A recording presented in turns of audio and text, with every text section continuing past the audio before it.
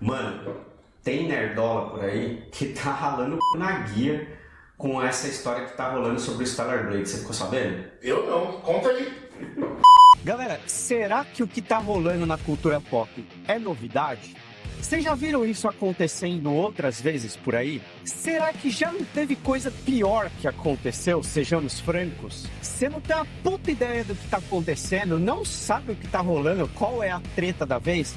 Fica tranquilo que a gente vai falar um monte sobre Stellar Blade e tudo que tá por trás desse lançamento hoje. Editor, roda a vinheta pra nós.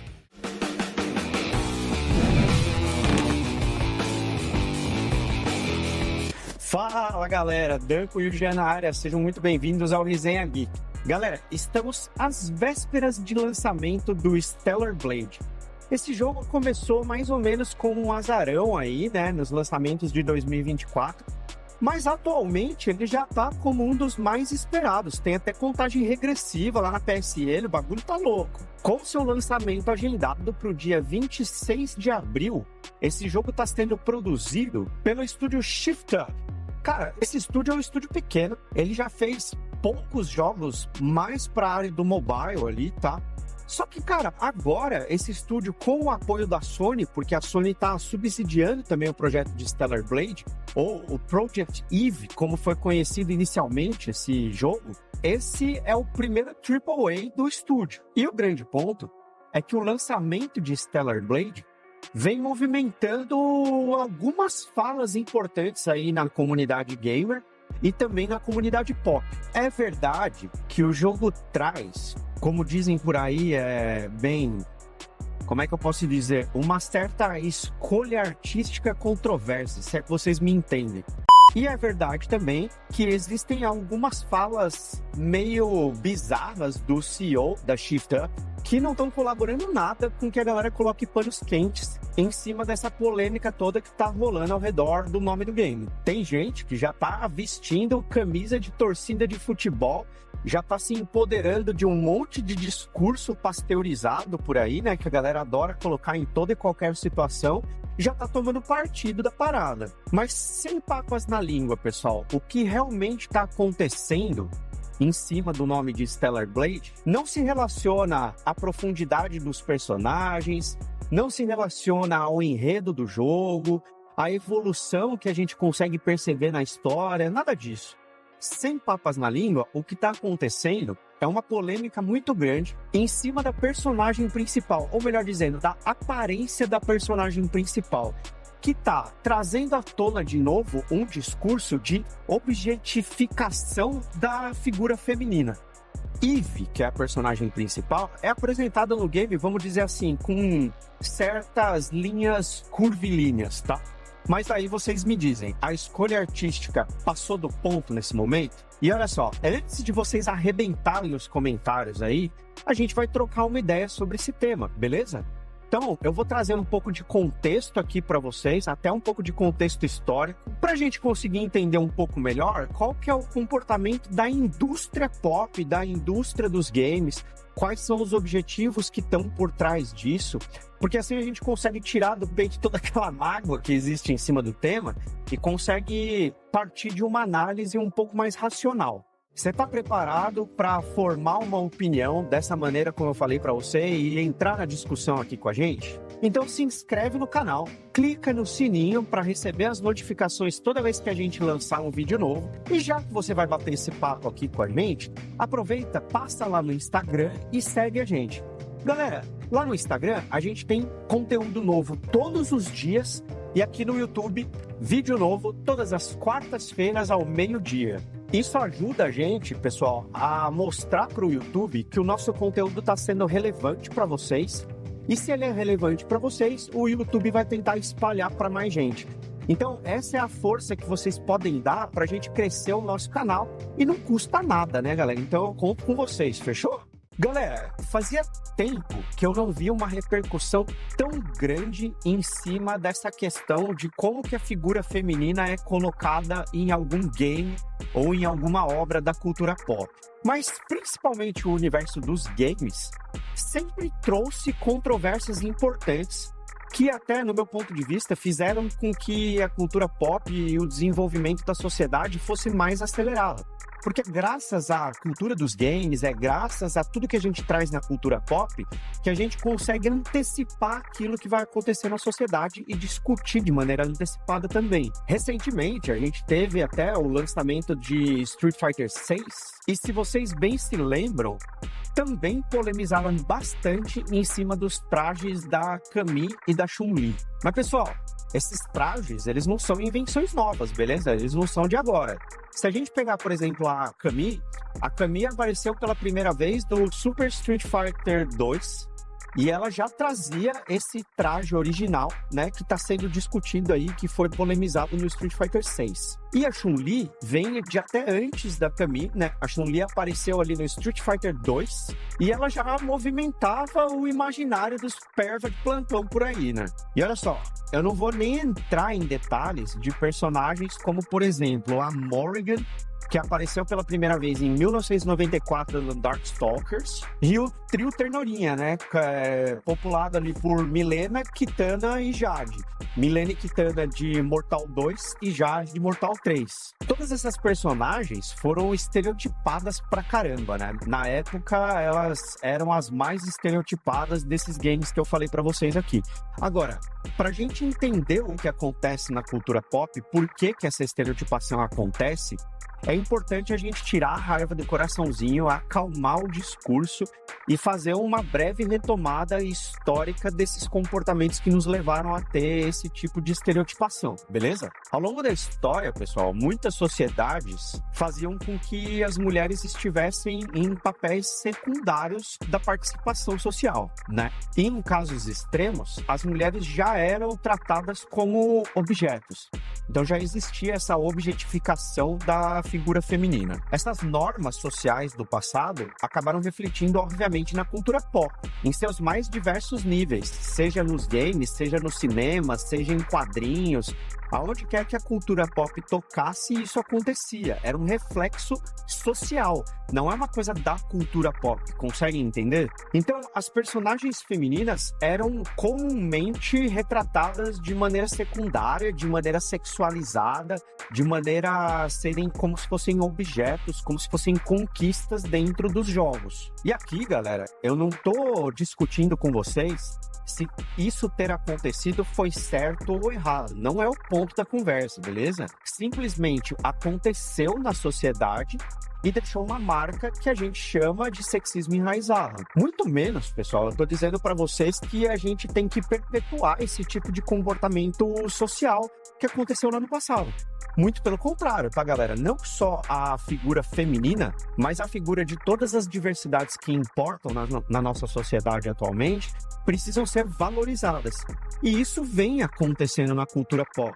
Claro que, para as pessoas que fazem parte dessas minorias, talvez essa melhoria na cultura pop ou em outras circunstâncias não aconteça na velocidade que elas desejam.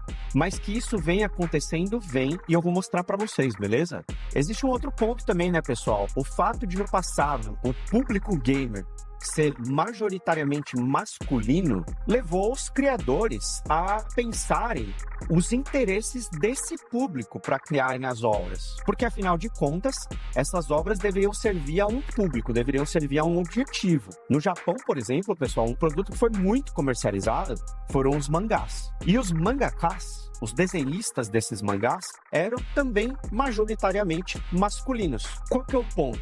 O que acontecia é que esses desenhistas colocavam a sua mentalidade, o seu imaginário para fora como expressão de sua arte. E isso, mais uma vez, contribuía para que esses estereótipos fossem cada vez mais reforçados. Essa escola japonesa de arte, pessoal, criou uma vertente da cultura pop, criou uma escola, fez com que mais pessoas se desenvolvessem a partir desse estilo de arte, que retratava não só as mulheres de maneira idealizada, mas também os homens de maneira idealizada, pessoal. Pois é, galera. Aqui a gente não tá falando só da mulherada que se sente mal aí com algumas obras, não. Os homens também são retratados nessa escola de arte totalmente idealizados, tá? Então, por exemplo, a forma física extrema, né? Os físicos extremos, musculosos e tal, eles são quase que padrão nessas obras. E mais do que isso, os homens têm uma capacidade muito natural de fazer o impossível todos os dias da rotina deles, como se fosse algo mais natural do mundo. De onde vem essa idealização do modelo masculino? Vem, obviamente, do fato de a gente ter colocado socialmente, lá no passado, o homem como o provedor irrevogável. Então, pessoal, se a gente pegar a evolução dos games, os primeiros grandes protagonistas, com raras exceções, são protagonistas do sexo masculino. Idealizados, fortes, que realizam o impossível, que vencem batalhas com os pés nas costas. Já as personagens femininas eram retratadas com um tanto, bastante mais, na verdade, de delicadeza, de fragilidade, né? Elas estavam sempre em papéis de princesas que precisavam ser resgatadas, esse tipo de coisa. Mas um movimento que começou ali, principalmente a partir dos anos 2000, começou a transformar a figura feminina nos jogos. E hoje em dia, as protagonistas femininas atendem muito bem às demandas sociais que a gente tem. Vocês conseguem perceber, pessoal, que esse fenômeno que aconteceu, ele não é um fenômeno gratuito. Não se esqueçam, pessoal, que a gente está falando sobre uma indústria, beleza? A cultura pop, os games, o cinema são indústrias. Como toda indústria, ela tem um único objetivo, que é de vender o máximo possível e lucrar o máximo possível com seus produtos. E ela usa todas as armas que tiverem ao seu dispor para fazer isso acontecer. Por exemplo, usa a arte, usa o nosso subconsciente, o nosso imaginário, despertando em nós algumas alavancas de consumo. E vamos lá, né, pessoal? Não sejamos inocentes em excesso também. Indústria existe em todos os lugares. Então existem muitas indústrias diferentes que até usam a questão do imaginário e a sexualização de uma maneira muito mais agressiva do que a indústria dos games ou a indústria dos cinemas. Como eu falei para vocês, a partir dos anos 2000, se fortaleceu um movimento de mudança da aparência feminina, né, da forma feminina nos games. E a sexualização, por exemplo, foi muito amenizada. E características muito mais profundas das mulheres foram trazidas para as obras que a gente consome atualmente, não é verdade?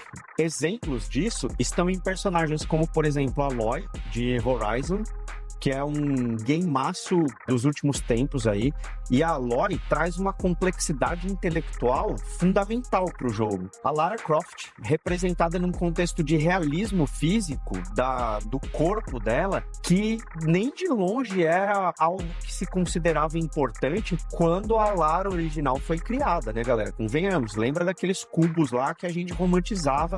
E eu posso trazer também para vocês aqui alguns dos personagens que eu entendo que são dos mais complexos já criados nos games até hoje. Um deles é a Ellie, que em Last of Us 2 traz uma complexidade de relacionamento gigantesca com a Dina, com quem ela se relaciona, ela tem um relacionamento amoroso com a Dina.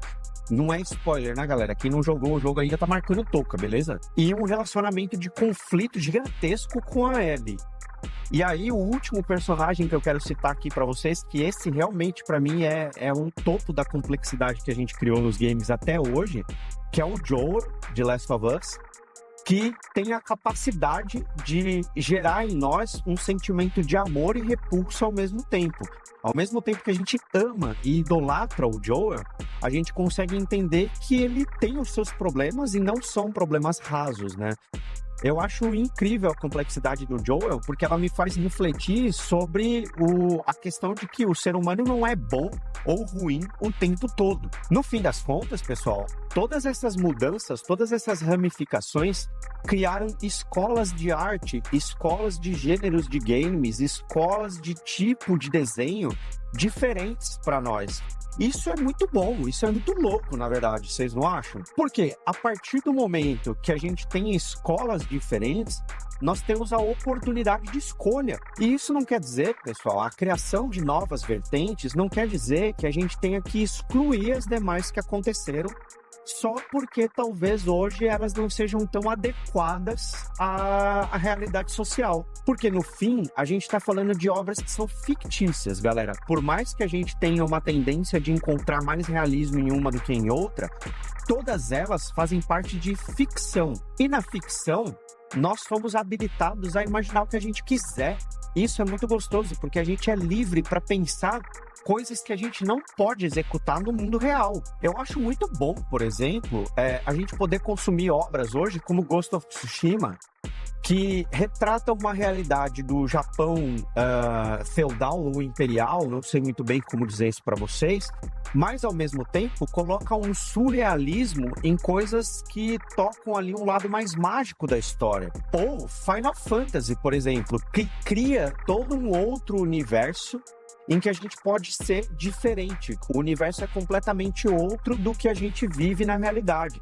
Existem animais diferentes, existem planetas diferentes, existem ambientes diferentes, tipos de seres diferentes. Isso é muito louco. Isso acontece no cinema, com obras memoráveis, cara, como Alien, Star Wars, Duna. E se em algum momento o surrealismo usar a sexualidade ou a sexualização para se tornar mais atrativo e os autores queiram criar um roteiro para justificar toda essa sexualidade que eles estão colocando na obra, mas o roteiro seja bom, tô dentro, galera. Eu quero ter a opção de consumir esse tipo de conteúdo, saca? Mas e aí, o que vocês acham dessa máquina de criar polêmica que a gente tem na internet hoje? Que cria polêmica em cima de qualquer coisa. Vocês acham realmente que uma obra como Stellar Blade é ofensiva a alguém? Na sua opinião, a gente deveria lutar por tirar essas obras ofensivas de circulação? E se sim, quem seria o responsável por decidir quais obras são ofensivas? Deixa aí nos comentários, galera. Vai ser um prazer trocar essa resenha com vocês. E você que chegou até aqui, deixa seu like pra gente, dá essa moral. Compartilhe o vídeo com o máximo de colegas que você conseguir por aí, porque isso ajuda muito a gente a crescer o canal. Galera, eu vou ficando por aqui. Acho que eu vejo vocês no próximo vídeo. Se eu não vir, quem vai ver é o Thiagão. E fui!